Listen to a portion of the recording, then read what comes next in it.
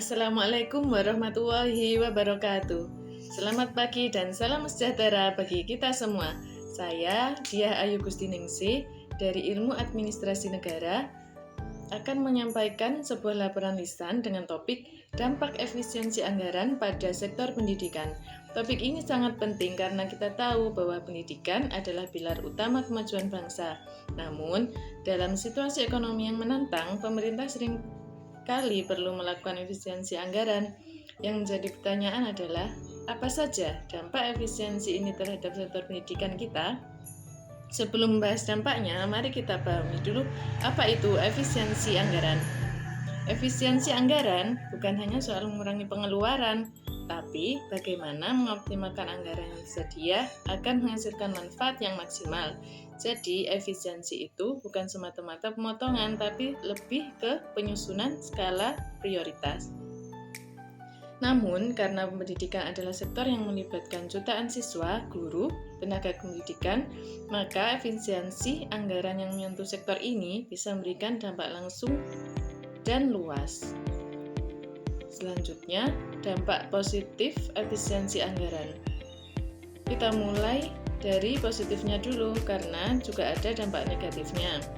Yang pertama, digitalisasi dan penghematan biaya cetak. Dulu setiap tahun sekolah mencetak ribuan buku, kini dengan e-book dan pembelajaran digital, pengeluaran bisa ditekan. Sekolah mulai menggunakan platform pembelajaran daring seperti Google Classroom, Moodle, atau LMS lokal. Yang kedua, pemangkasan kegiatan yang tidak berdampak langsung pada pembelajaran. Misalnya, seminar atau studi banding yang tidak urgent bisa ditunda. Dana dialihkan ke pelatihan guru yang lebih aplikatif atau pengadaan alat belajar. Yang ketiga, penguatan kerjasama dengan pihak ketiga. Sekolah bisa menjalin kemitraan dengan pihak swasta, yayasan, atau universitas untuk mendapatkan dukungan alat, pelatihan, bahkan beasiswa. Meski ada sisi baiknya, tidak bisa dipungkiri bahwa efisiensi anggaran juga berpotensi menimbulkan dampak negatif, terutama jika dilakukan tanpa kajian yang mendalam. Yang pertama yaitu keterbatasan sarana dan prasarana. Jika anggaran pembangunan atau pemeliharaan gedung di sekolah dikurangi, maka akan muncul masalah seperti kebocoran atap, kurangnya ruang kelas, atau toilet yang tidak layak. Yang kedua, penundaan pengadaan alat bantu belajar seperti komputer, proyektor, alat laboratorium, atau bahkan buku pelajaran. Hal ini berdampak pada kualitas pembelajaran. Yang ketiga, kekurangan guru atau tenaga kependidikan. Efisiensi anggaran sering berdampak pada pembatasan rekrutmen PNS guru. Akibatnya, banyak sekolah mengalami kekurangan guru atau harus mengandalkan guru honorer dengan gaji minim. Yang keempat, beban bertambah bagi kepala sekolah. Kepala sekolah dituntut mengelola dana BOS dengan sangat hati-hati, tapi di sisi lain harus menjalankan semua kegiatan sekolah. Efisiensi bisa membuat mereka bekerja di bawah tekanan tinggi. Efisiensi versus kualitas, bagaimana menyikapinya?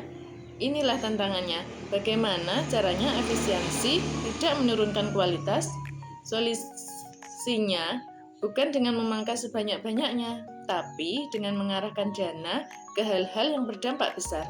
Misalnya, mengutamakan pelatihan guru berbasis teknologi, memastikan bantuan sosial pendidikan tetap berjalan, menyediakan insentif bagi daerah terpencil agar tetap memiliki akses yang adil terhadap pendidikan.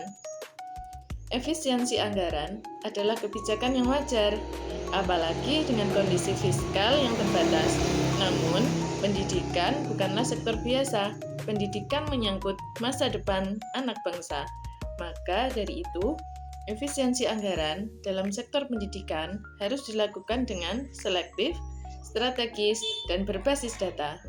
Kita tidak bisa sekedar hemat, tetapi harus bijak dalam mengelola anggaran. Tujuannya bukan sekedar mengurangi, tapi bagaimana dana yang ada bisa membawa hasil maksimal bagi generasi penerus bangsa. Demikian laporan lisan yang dapat saya sampaikan. Semoga dapat menjadi bahan refleksi dan diskusi bagi kita semua.